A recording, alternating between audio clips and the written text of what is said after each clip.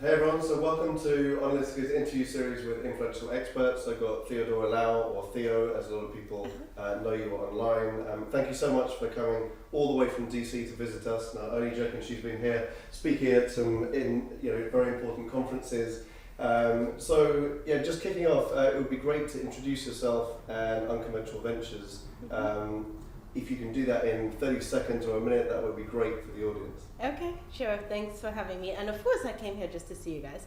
I am the founder of Unconventional Ventures. And so the company came about because throughout the work that I've been doing, as well as with my business partner, Brett Leimer, we kept running into people, right, entrepreneurs with great ideas that somehow they are not able to tap into the network of people that can help them grow or VCs that can help fund their ventures because they might not be of the typical entrepreneurs that you would expect, right? They might be a little older, they might be of different socioeconomic backgrounds, they might be from a different place, a different city other than San Francisco and New York.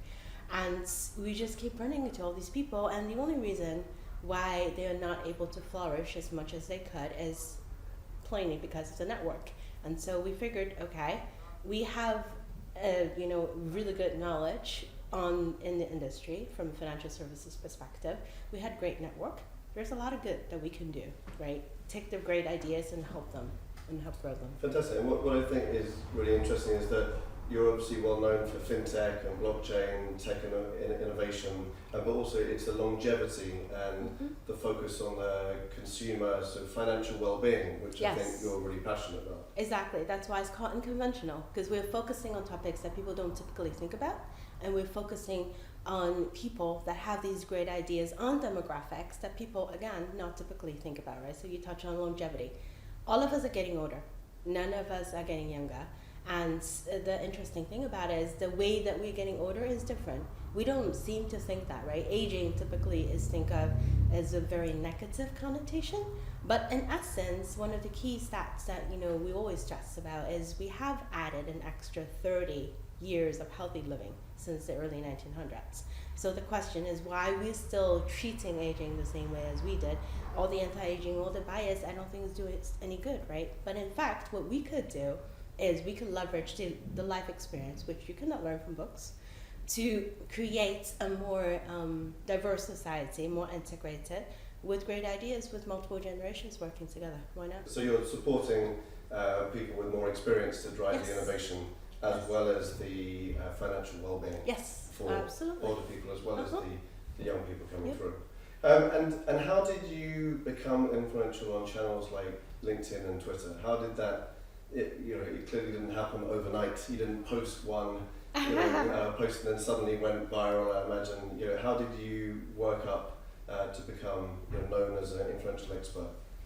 Actually, I did not know of the term until you guys told me a while ago. I think the whole social media journey started a few years ago for me was because I realized I couldn't be everywhere at the same time, right? And at that time I was going to a lot of events, I was participating, I was meeting with a lot of people. Well, you can only physically be one place at one time, and so I used that channel a lot to connect with people that I didn't know. I was fairly new to the industry, and I then started to use it to have an opinion of my own, as sort of an opinion on a lot of things. And it just started growing, and the fascinating thing about social media is that you will be interacting with so many people, and you feel like you know them, but yet you never met them. And so that just makes the chance encounters, like with you guys, or in events when you actually meet someone in real life, it makes it that much more enriching. So it started by trying to scale your conversations because you couldn't be everywhere, in one place. But now you've got so many networks with a lot of different people in the industry that I guess it's a global conversation, and you're obviously incredibly busy with all the different speaking events and the brands that you work with. So really interested to understand which experts influence you and how you consume content to be able to share that with your audience. So two things. One is I do engage with a lot of people online. So Some of the folks that's always been really, really helpful is Sex Barrows. He's from Switzerland, or Jim Maroos, which, he's basically everywhere in Cleveland. And Brad King and Brad Leimer, and Danielle from New York. Danielle Guzman. Yes, she's amazing. So there is a really, really good group of online community, but also offline. There are some folks, writers. I love books.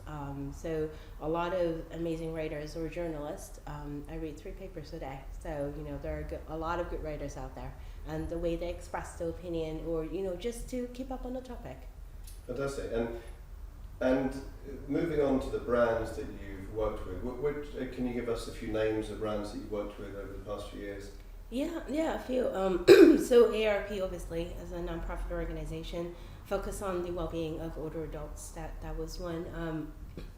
And then a bunch of different events, right? So event organizers Money 2020, that have been very gracious and working with us and getting some of the message out around inclusion, around diversity. So I'm heavily involved in their Rise Up programs for women entrepreneurs and women in finance, essentially.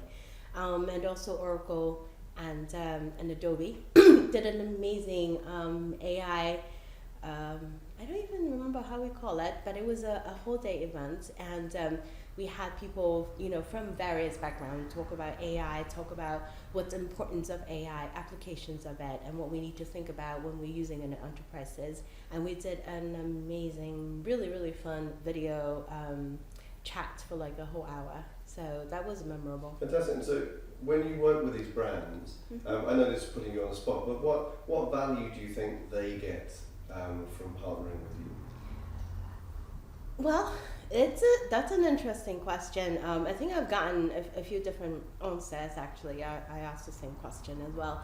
So some say, well, they just want to have different perspective, right? Because a lot of these companies, like the Oracle, the PwCs, and what have you, obviously with certain different topics around AI, around future of work, around diversity, they all have a certain opinion, right? But it's always good to have different voices in. So I think, part of that is to help reinforce what they're trying to say.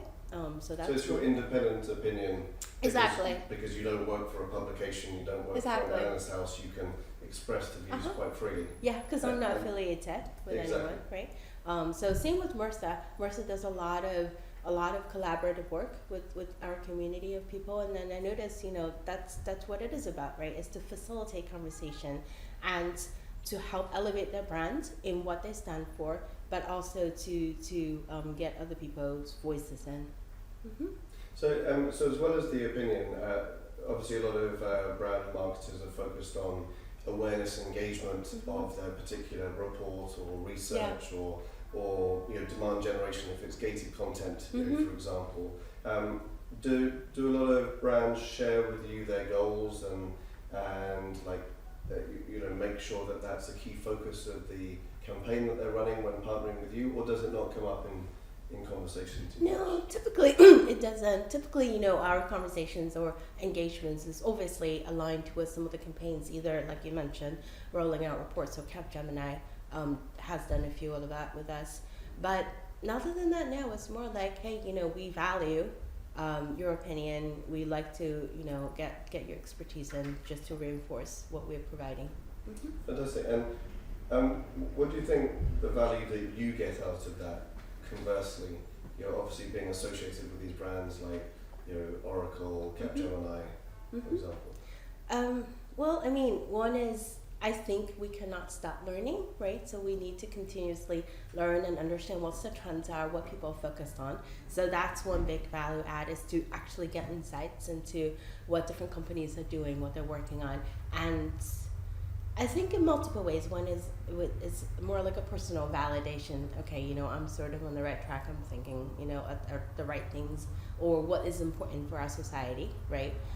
So that's one. But second is, it's also just network. It's an amazing group of people that you can tap into, and I'm always fascinated what other people think.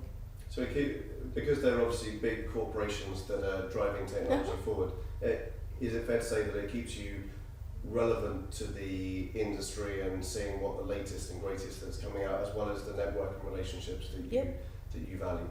Absolutely. And how, if brands wanted to get in touch with you and say there was a brand that you hadn't worked with before, how best should they contact you and approach you, and how could they then sustain a relationship with you? That's a funny question. Actually, a Wall Street Journal reporter told me that exact same words this week because they published a story around fintech applications for older adults, and she put my name and my quote in there, but she forgot to put the company name. And she said, "Oh my God, Theo, I'm so sorry, but guess what? If people need to find you, you're pretty easy to find on the internet. So if you actually just Google my name, there's another lady with my exact same first last name. She's a writer in Canada, but other than that, I'm pretty much everywhere. So on LinkedIn, on Twitter, like you mentioned. I also run a blog on Irish Tech News. Every week, I publish an article relevant to what we are publishing. We started a new project on podcast. So we started in January. Every week, we're publishing a new podcast every Tuesday. And we just wrapped up 12 episodes on longevity and fintech innovation, and now we moved on to fintech in Asia. So when brands are approaching you, then to be able to quote your opinions in research and to for you to be visible in the media agenda and just at the forefront of what some of the voices around those fintech innovation, financial well-being conversations is important. Yes. Is important for you. And in terms of activities, you mentioned podcasts and writing articles. Like what types of what content formats work best for you as individuals? Some people are massive content creators. People like Jim Maroos, you know, for example, is a big publisher. Other people like to do more bite-sized Twitter chats, for example. What are the best content formats that you like to get involved in?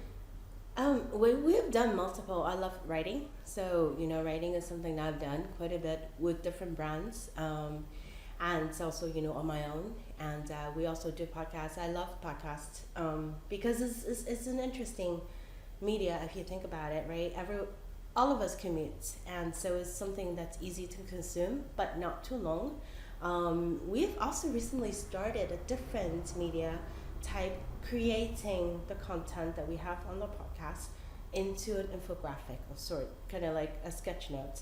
And I think the interesting thing about it, if you look at online media, you can do video, you can do short podcasts, you can do articles, and you can do infographic.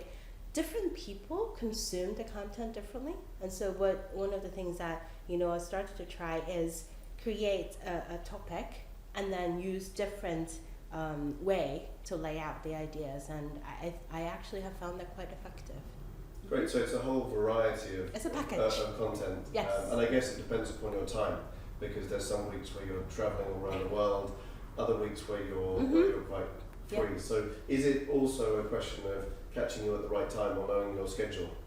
It is, and I do have something I do tell people a lot is do not keep resending me the same email. That would get it deleted really fast. Okay, so make sure you get the right angle first of all. Yeah. Fantastic. And in terms of the content insights that you share with your audience, there's a lot of brands that might share content with influential experts like yourself in the hope that you would just share it on LinkedIn and Twitter. When do you share it and when do you not share it? I get that all the time. I think it's dependent on the brand, right? There are some brands that I would be more excited to be associated with, but it's also the type of the content itself, right? It needs to be relevant to what I care about, because I don't think I want to be in every single topic. It needs to be on brand, right? So which are the key? Which are the major topics? So and the types of insights on those topics. The type. So typically it's around fintech, but mostly in fintech it's around financial inclusion. It's around fintech for good. It's around how do we leverage technology to improve financial well-being, right? So that's around fintech. And then AI and IoT. Again, those are a means to an end. I would look at it as, right? Technology, AI, it's an interesting, fascinating way. I think that's where the world is going with data analytics. But it has to be relevant to how do we use that technology to build a better society around ethics and all of those. So it's a strong tech for good Exactly. agenda, and it sort of has a societal impact. Exactly. And then if people invest into creating inspiring content that you think your audience would like, then you would happily share that. But it has to be, on topic, for you to be interested. Fantastic. And just outside of work, can you tell us a bit about your passions and what you like to do in your spare time? If you get spare time, since you're so busy. I do get spare time. I love bookstores. I love to read. So we were playing around and actually released 3 different episodes of Judge Me by My Cover, which is with interviews with authors. It's always fascinating what drives people to write and what they write. So one of the things I always do is every trip that I go, I always try to find a local bookstore. I spend time, is decompress, is my alone time, no screens, nothing digital, just paper books. That's what I like. I also like to run. I don't have as much time as I used to, but I used to run half marathons all the time. So fantastic. That was fun. And you're based in DC, so did you do half marathons around DC? Or? Yes. My favorite route is along Tidal Basin, right around all the monuments. It's beautiful. Thank you very much, Theo, for coming to visit Onalytica and provide an interview for us. I hope that was useful to everyone to get to know Theo, Unconventional Ventures. If you want to know more information about Theo, then we'll supply a link to her interview on Onalytica and links to her website as well. Thank you so much.